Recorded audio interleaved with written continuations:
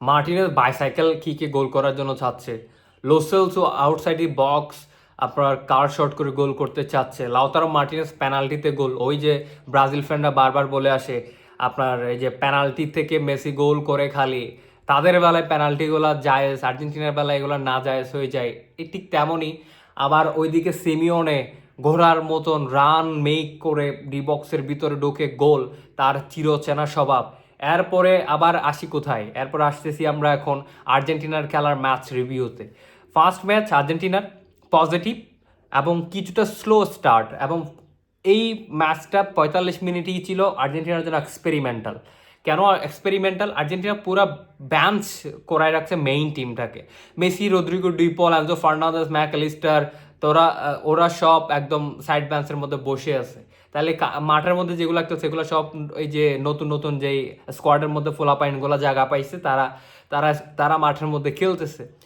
এই খেলার মধ্যে আপনার লোসেলসুর আজকের বিষয়টা খুব ভালো লাগছে আমার কাছে। অনেকটাই মনে হইলো যে মানে কি মেসির কিছুটা ক্রিয়েটিভিটির ব্যাপার স্যাপার যেটা থাকে, লোসেলসও এটা মোটামুটি ব্যালেন্স করার চেষ্টা করছে মাঠের মধ্যে। এবং আপনি দেখেন এই খেলাটা মোটামুটি আর্জেন্টিনার ফেভারেই ছিল ওভারঅল। কিছুটা স্লো স্টার্ট, তবে এবং পজিটিভ দিক যেগুলো ছিল এগুলো নিয়ে কথা বলি। ফার্স্ট গোলটা আর্জেন্টিনা পেনাল্টি থেকে লাউতারো মার্টিনেজ গোল করছে। এরপরে যখন অ্যাটাক করতেছে হন্ডুরাস, বিপক্ষ দলের বিপক্ষ দলকে আপনার এই যে ডিফেন্স করার জন্য আর্জেন্টিনা অল আউট ডিফেন্স যে ব্যাপারটা ছিল, এটা জাস্ট ওয়াও। এটা just wow. Argentina all out defence করবে এটা আগের থেকেই জানতাম। ওয়ার্ল্ড কাপের মধ্যে আর্জেন্টিনা ডিফেন্সিভলি অনেক বেশি স্ট্রং হবে বাকি যেই ওয়ার্ল্ড কাপ দলগুলো আছে ওদের থেকে, এবং এটা আজকে মাঠের মধ্যে আমরা কিছুটা দেখতে পেলাম।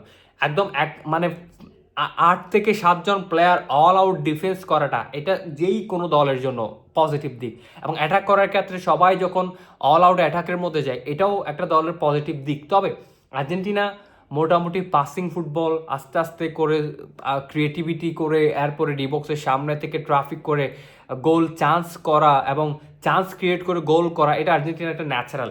এবং এই ন্যাচারাল খেলায় আজকে আর্জেন্টিনা দেখলাম, তবে কিছুটা স্লো। এরপরে বিরতির পরে যখন রদ্রিগো, ডিপলরা মাঠের মধ্যে নামে, ম্যাকলিস্টাররা যখন মাঠের মধ্যে নামে, তখন কিন্তু আর্জেন্টিনার খেলার ধারণটা চেঞ্জ হয়ে যায়। আবারও স্পিড এবং উইথ পাসের সাথে স্পিডের যে ফুটবলের কম্বিনেশনটা, এটা আমরা আবারও দেখতে পেলাম। এই যে আজকের খেলার তরুণ খেলোয়াড়গুলোর পারফরমেন্স দেখেন।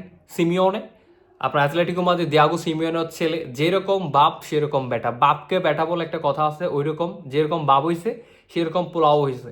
যেমন স্পিড, যেমন পেস, তেমনি তেমনি দলের প্রতি ডেডিকেশন। অ্যাথলেটিকো মাদ্রিদের হয়ে যেরকম ডেডিকেশন, একদম সেম টু সেম আর্জেন্টিনা এখন ন্যাশনাল লেভেলের খেলা খেলতেছে, সেম ডেডিকেশন।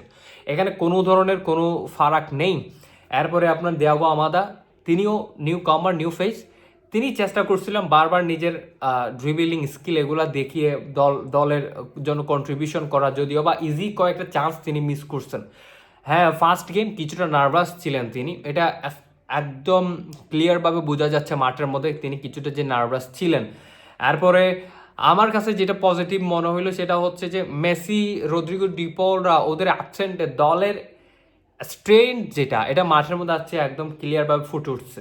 হ্যাঁ, কিছুটা অগোছালো ছিল শুরুর দিকে, এইটা আবার আবার আস্তে আস্তে গুছিয়ে নিকোলাস অটামেন্ডিরা আছে, লাউথারো মার্টিনেসরা, তারা যখন এক্সপিরিয়েন্স ক্যাম্পেইনাররা সাইড এবং ব্যাকলাইনে থাকে, তখন তারা যখন সাপোর্ট করে নিউ কামারদেরকে, তখন তারা আবারও স্ট্রেনটা ফিরে পায় এবং তারা সেই পুরাতন ছন্দে ফুটবলটা খেলার জন্য আবারও শক্তিটা পায় এবং তারা সেই স্বাচ্ছন্দ্য ফুটবলটা খেলা স্টার্ট করছে। পাসিং রীতিমতন আর্জেন্টিনা ফুটবলের অংশ, এবং এটা হয় মেসিরা থাকলে, আনজু ফার্নান্দেসরা থাকলে ফার্স্ট হাফের মধ্যে এটা আরও বেশি স্কোর লাইনটা বাড়তে পারতো। কারণ অনেক চান্স ক্রিয়েট হয়েছে, অনেক গোলের মিস করছে, যদিও বা 2 গোল যদিও বা পাইছে আর্জেন্টিনা, কিন্তু চাইলে স্কোর লাইনটা আরও বেশি বাড়াইতে পারতো যদি আমাদেরা মিস না করতো আর কি। লাউতারো মার্টিনেসও বেশ কয়েকটা সুযোগ মিস করছে, এগুলো 100-100 গোল হইতো যদি তিনি মিস না করতেন। এরপরে মিডফিল্ডার থেকে আপনার যখন অ্যাটাকিং লাইনে যাচ্ছে বারবার, তখন তখন অল আউট অ্যাটাকে যাওয়ার বিষয়টা আর্জেন্টিনার জন্য পজিটিভ দিক। আর্জেন্টিনা বারবার যখন ন্যাশনাল টিমে খেলা খেলে তখন স্লো স্টার্ট করলেও যখন অ্যাটাকের মধ্যে যায় তখন অল আউট অ্যাটাক, তখন স্ট্রাইকার কে মিডফিল্ডার কে এটা দেখার বিষয় না। ডিবক্সের সামনে যাওয়ার পরে যার পায়ে বল শর্ট করলে গোল, এই বিষয়টা আর্জেন্টিনার জন্য বারবারই হয়। এটা 2022 বিশ্বকাপের মধ্যে স্পষ্ট বোঝা গেছে আর্জেন্টিনার খেলার মধ্যে।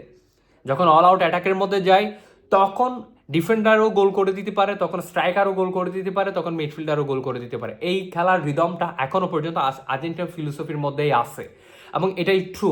এবং 4-4-2 ফরমেশন আর্জেন্টিনা খেলছে এই খেলার মধ্যে।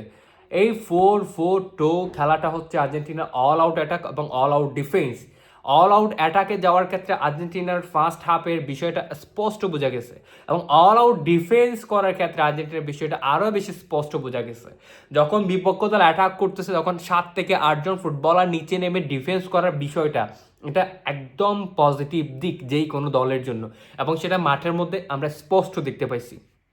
ওভারঅল ম্যাচটা যদি হিসাব করা হয় তাহলে আর্জেন্টিনার জন্য এটা একটা পজিটিভ এবং ট্রেনিং সেশনের ম্যাচ ছিল, যেখানে আর্জেন্টিনার ফুটবলার, যেই নিউ কামার ফুটবলার যেগুলো আছে ওদেরকে কোচে যাচাই বাছাই করে তাদের টেকনিক্যাল প্রবলেমগুলো, টেকনিক্যাল ব্যাপার স্যাপার যেগুলো, এগুলোর কোচ যথাযথভাবে মাঠের মধ্যে পর্যবেক্ষণ করতে পারছে। এবং ফ্রেশ টিম হওয়াতে মেসি ছাড়া, এক্সপিরিয়েন্স ক্যাম্পেইনারগুলো ছাড়া নিউ কামাররা কীভাবে ফুটবলটা খেলতেছে এটা স্পষ্ট বোঝা গেছে। এবং এই খেলার মধ্যে এটা আমি আবারও বলতেছি, এটা আর্জেন্টিনার একদম সেকেন্ড টিম, মেইন প্লেয়ারগুলোকে ব্যাঞ্চ করে সেকেন্ড টিমটা খেলাইছে পুরো 13-26 জন, 26 জনের 13 জনকে ব্যাঞ্চ করেছে আর 13 জন খেলছে, এরকমই হয়েছে ব্যাপারটা। এখানে আর্জেন্টিনা হারানোর কোনো কিছুই নাই, অ্যাচিভমেন্ট করার অনেক কিছুই ছিল, যেখানে কিনা নিউ কামারদের পারফরমেন্সটা অনেক বেশি ইম্প্যাক্টফুল ছিল। সে জায়গায় সিমিওনের পারফরমেন্স ওয়াও, এবং বাকি যেই পোলাপাইন যেগুলো ছিল নিউ কামার কি জানি নাম, তারাও অনেক ভালো পারফরমেন্স করছে এবং তাদের এখন রিয়েল ট্যালেন্টটা শো করবে ওয়ার্ল্ড স্টেজে, যেটা কিনা 2026 বিশ্বকাপে। এবং আজকের এই খেলাটা আর্জেন্টিনার জন্য একদম ফ্রেশ এবং রিফ্লেক্সিং গেম, এবং কোচ ট্যাকটিক্যালি, ফিজিক্যালি, মেন্টালি তাদেরকে মেইন প্লেয়ারগুলো ছাড়া তারা খেলাটা খেললে কীরকম করে সাপোর্ট পায়, কীরকম করে দলকে কন্ট্রিবিউশন করতে পারে, এটা আজকে একদম কোচ প্রমাণ পাইছে, এবং কাকে কোথায় কী করতে হবে, ডেভেলপ করতে হবে, এগুলোও তিনি প্রমাণ পাইছে। আর্জেন্টিনার জন্য ফার্স্ট ম্যাচ ফ্রেন্ডলি ম্যাচ হইলেও জয়টা পাইছে এবং এই জয়টা অনেক কিছুই পরিবর্তন করে দেয় ড্রেসিং রুমের মধ্যে।